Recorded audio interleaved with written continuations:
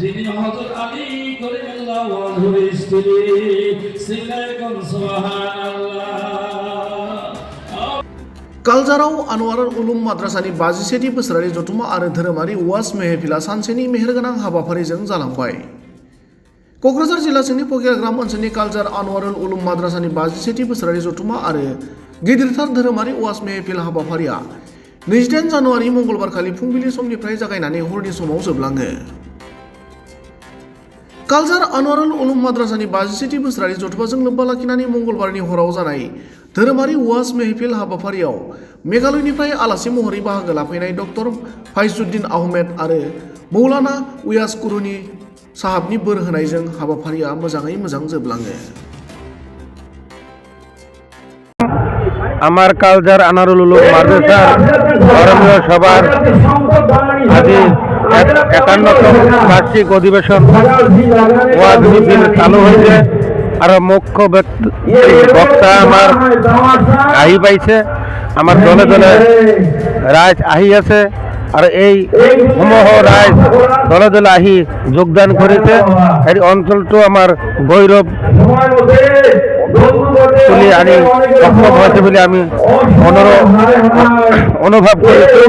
আরও আমার এই রাইজের সহযোগিতা অঞ্চল মাসের রাইজের সহযোগিতায় আমার এই মাদ্রাসা খান আজি বহুত আগবাঢ়ি যাই আছে।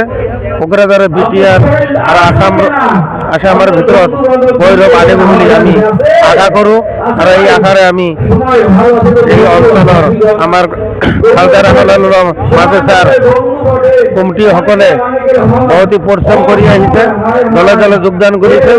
আমাৰ সমূহ ৰাইজে বহুতো আনন্দিত হৈছে বুলি আমি অনুভৱ কৰোঁ। আমি আশা কৰা ধৰণে বহুত ভাল হৈছে। ধর্মীয় সভার জড়িয়ে এই ধৰ্মীয় সভাৰ জৰিয়তে আমি ৰাইজৰ মাজত বিভিন্ন ধৰণৰ মানে আমি এৱাৰনেছৰ আমি ব্যৱস্থা কৰিছোঁ। মদ যোৱা ভাল ৰাতিৰ পৰা ডেকা সমাজ আঁতৰি থাকক। আমি বিভিন্ন ধৰণৰ আপোনালোকে দেখা পাইছে এইফালে আমি বেনাৰ ফ্লেক্স আমি চাৰিওফালে লগাইছোঁ। আমি আমাৰ সমাজখন কেনেকৈ ঠিক কৰিব পাৰোঁ, আমাৰ সমাজখনক কেনেকৈ মদ ভাং যোৱা আদিৰ পৰা আমি যাতে মানে যুৱ সমাজক আঁতৰাই ৰাখিব পাৰোঁ তাৰ ওপৰত ভিত্তি কৰি আমি মূলতঃ আমি কথাখিনি ক'ব দিছোঁ। আৰু আমাৰ মানে মানৱতাৰ ওপৰত ভিত্তি ৰাখি সমাজখন কেনেকৈ আমি আগুৱাই লৈ যাব পাৰোঁ তাৰ ওপৰত আমি আমাৰ মানে বক্তাসকলক ভাষণ ৰাখিবলৈ আমি অনুৰোধ কৰিছোঁ। হয়, ৰাইজে যথেষ্ট সহযোগ কৰিছে আৰু ইতিমধ্যে যথেষ্ট পৰিমাণে মানুহ আহিছে, যথেষ্ট সহযোগ পাইছোঁ, ভাল লাগিছে। যিনি হযরত আলী করিমুল্লাহ ওয়াজহুর স্ত্রী সিলাইকুম সুবহানাল্লাহ।